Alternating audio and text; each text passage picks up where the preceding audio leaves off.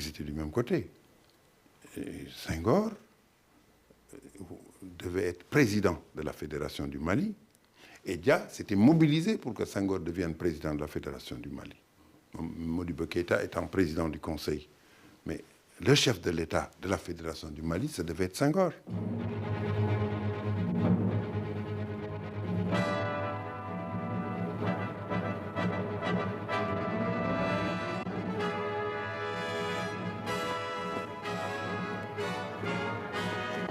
Sur l'éclatement de la Fédération du Mali, là, je crois que les responsables sont nos frères du Mali.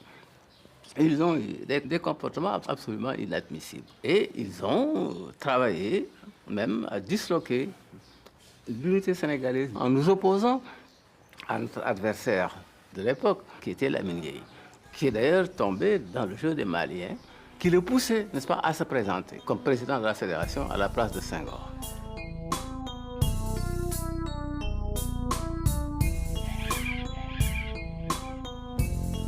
Le 19 août, le colonel Pierre arrêtait le colonel Soumaré, les carottes étaient cuites, l'éclatement de la Fédération du Mali.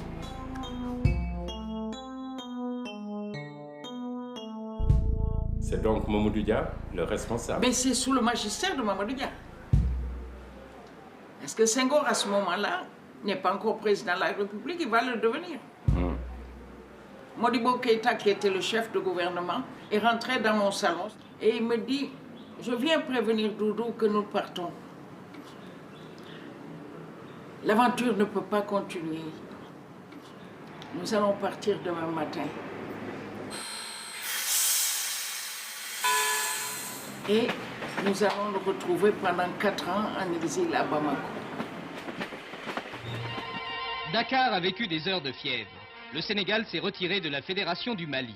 Les Soudanais rêvaient, selon leur tempérament, d'un État unitaire où ils nous auraient dominés grâce à leur nombre et à leur discipline. Nous voulions, nous, d'un État fédéral très souple. Vous connaissez l'événement. Le Sénégal a été amené à prendre son indépendance, à quitter la Fédération du Mali. Nous ne renonçons pas à cet idéal-là, mais nous avons considéré que précisément pour réaliser ce regroupement, pour aller de l'avant,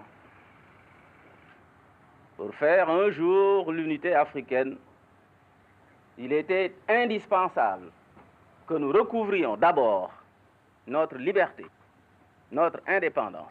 Il a pris la responsabilité historique de l'éclatement de la Fédération du Mali, qui associait le Sénégal et l'ancien Soudan français, simplement parce que nos compatriotes soudanais ne concevaient pas, ne pouvaient pas envisager que Senghor préside la Fédération.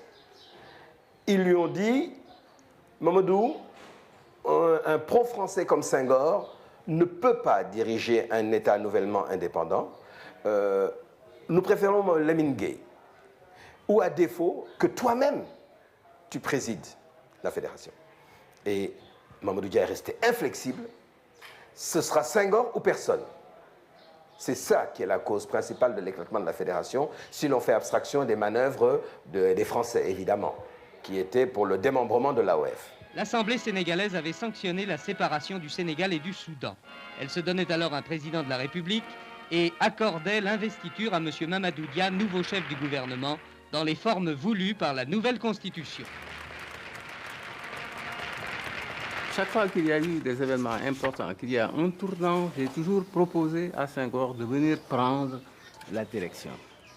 Je l'avais fait déjà au lendemain de la loi cadre. Après le référendum, j'ai dit maintenant le moment est venu. Il m'a dit non, il n'est pas question, c'est toi. Là également, après la rupture avec le Mali, la Constitution, je lui dis voilà encore une occasion. Il faut maintenant que tu prennes maintenant la direction du pays comme leader. Il m'a dit pas question, tu resteras comme président du Conseil avec tous les pouvoirs d'un chef de gouvernement. Et moi, bon, genre président de la République, 4e République. Et c'est dans ces conditions-là qu'on a donc désigné une commission qui a été chargée d'élaborer le texte de la Constitution, la nouvelle Constitution du Sénégal, sur les propositions même de Senghor. C'est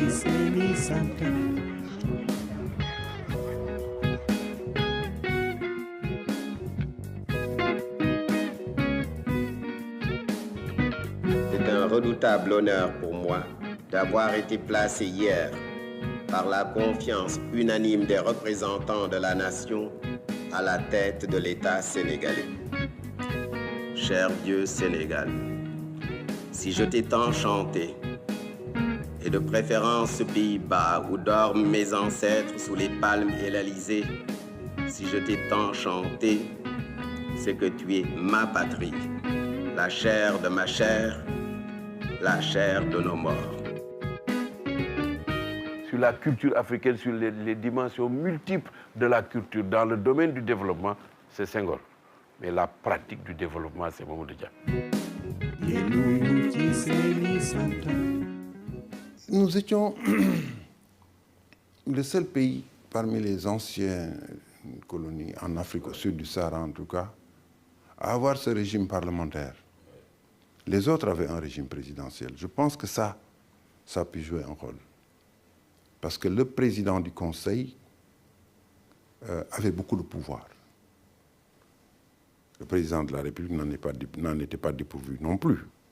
Ce qui explique d'ailleurs quelques ambiguïtés et quelques malentendus. Mamadou Dia avait le titre de chef de gouvernement, mais il avait un gouvernement qui définissait et conduisait la politique de la nation. Donc le président du Conseil des ministres avait beaucoup plus de pouvoir qu'un premier ministre d'un régime présidentiel déconcentré. Et donc forcément, il y avait une sorte de réel bicéphalisme à la tête de l'État. Une mission nous a été confiée par Mamadou Dia et Senghor. Ceux qui étaient des sujets français jusque-là devaient devenir des citoyens sénégalais. Et pour ça, nous avons mis en place le système de l'animation rurale.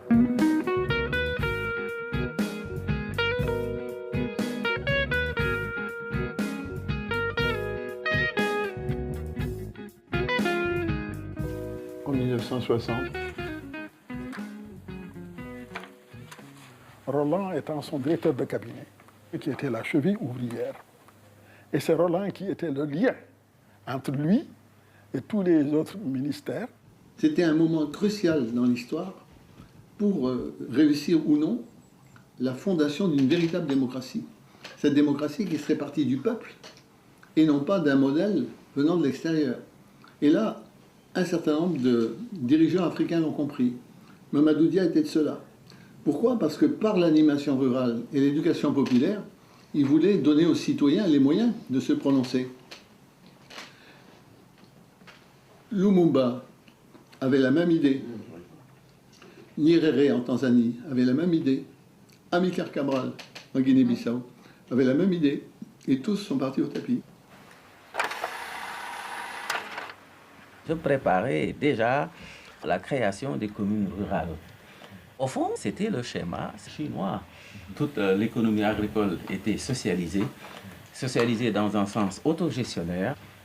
Et je venais aussi de prendre un certain nombre de mesures qui déjà portaient atteinte, pas seulement au secteur capitaliste, mais même aux féodalités économiques locales que constituaient certaines confréries religieuses.